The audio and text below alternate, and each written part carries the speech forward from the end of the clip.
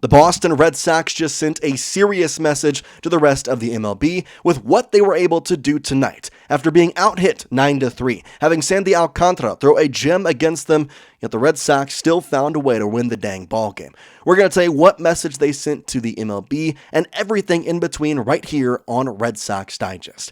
Happy to be speaking with you after a win. I'm Jace Andrews, and let's get right into it by first bringing up the box score. 2-1 the final score here on walk-off action for the Boston Red Sox. Couple of big notes in here. Aroldis Chapman comes in the top of the ninth, goes a 1-2-3 inning, has a ERA this season of 1.16, cannot speak to the level of which he is playing and the really what he has meant to this team this entire season. The other thing, you see in that hit column, the Miami Marlins, I mentioned it in the intro, 9 hits for them. For the Red Sox, just 3. 2 of those coming from Trevor Story. Another thing, the Red Sox didn't score their first run to the 6th, and the Marlins, well, they had the lead by the 3rd inning. A couple of things to break down, and we're going to do it all kind of in a little bit of a row here. Obviously, the walk-off is huge. A couple of things to note, and funny enough, the green jerseys continue to find a way to do a little something extra for the Boston Red Sox. They have worn them 8 times now in Fenway. They are 5-3 in those games. All 5 wins have been walk-offs. You go back through them all. You have the Roman Anthony deep fly ball last time out. You have Sedon's and you have Sedon's home run against the Rays that is memorable. Go back even further. Tristan Casas had a walk-off home run in the greens. That's how lucky these Fenway greens have been, and that is the start of what message the Red Sox sent to the rest of the MLB. You see, 5-3 in the green jerseys at home, but a bigger thing that I mentioned is being at home. This season, they have been fantastic in Fenway. 40-22. This is not the Red Sox of the 2022 season. This is not the Red Sox of the 2023, 2024 seasons, where they were winning 38 games in Fenway, maybe through the entire season. They still have 19 games left at Fenway and have 40 wins. Let's say they go 500. Let's say they go 10. We'll give a little extra game, go 10-9. You're talking about 50 wins at home. That is what I expect from the Red Sox at Fenway Park, and they were talking about it on the broadcast tonight. There is something different in the Fenway air. Now, talking more to this game, obviously Trevor Story does a fantastic job getting a base hit through that right side of the infield. Just kind of a little nubber, understanding the situation, getting it past the infield, and Roman Anthony, once again, was on base with the walk. He started off this game, or at least the good part of this game, with a walk against Sandy Alcantara. I mentioned 5 1/3 innings for Sandy Alcantara. He looked great.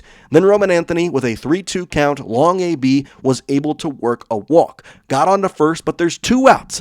And now Alex Bregman steps up.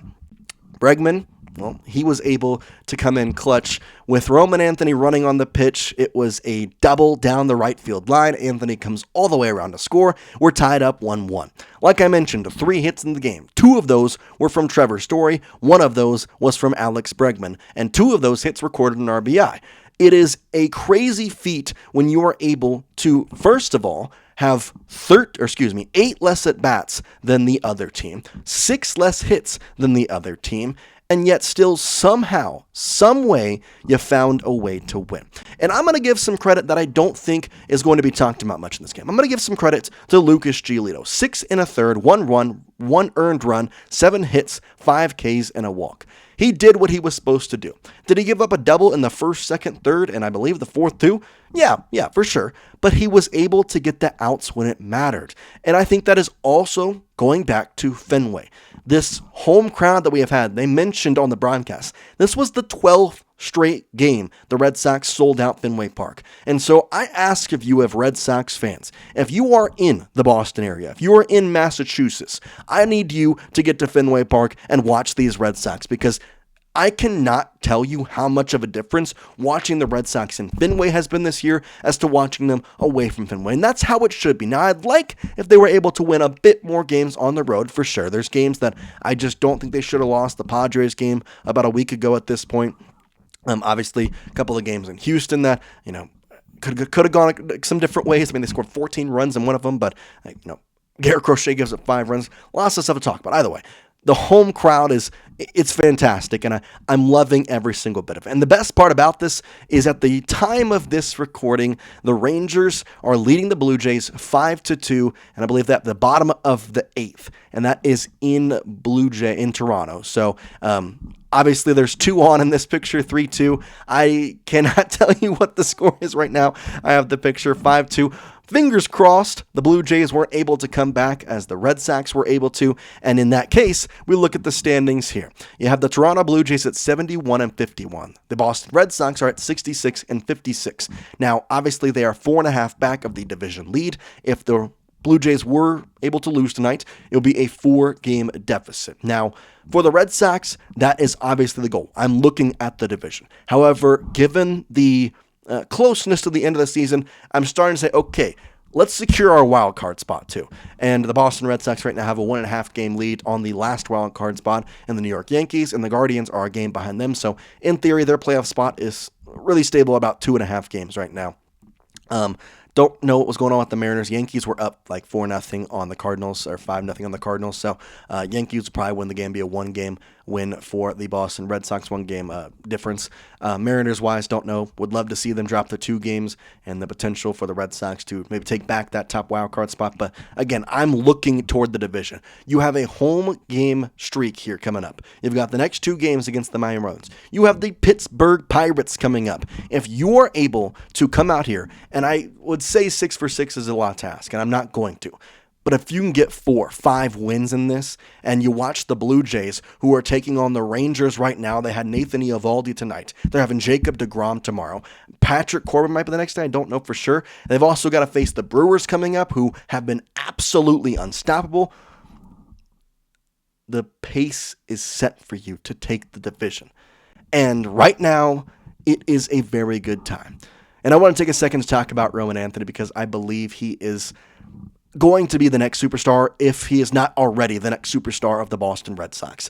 I would love for Alex Bregman to sign for the next 4 or 5 years and play here with him, because the 1-2 combo of Roman Anthony and Alex Bregman is fantastic. And I'll go one step further, and I think there is a little bit of a debate to be had about this, especially as we get closer to the offseason. We'll talk about that when the offseason comes. I hope we're, win a World Series by then, but Jarren Duran at the 3-hole has been fantastic as well. I know he was 0 for 3 tonight, was able to, looking to get the bunt down as you should, got hit in the leg.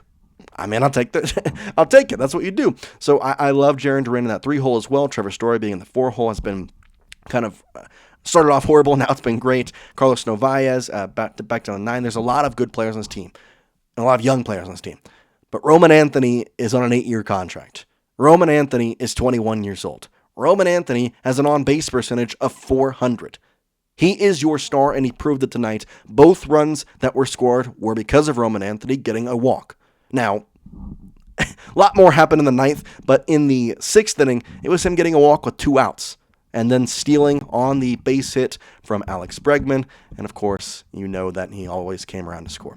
Looking at the logistics here for Roman Anthony, .400 on-base percentage, 800 plus OPS, .277 average. I just cannot explain to you how bad I think as Red Sox fans we wanted this to be like the prospect, and he is. He is doing that. He is showing us, for the beginning of the season, until, June 9th that he came up, we were waiting and saying, Craig, bring up Roman. Craig, bring up Roman. There's a backlog in the outfield. Craig, bring up Roman. He has done enough in AAA, and now he is winning you games in the major league level.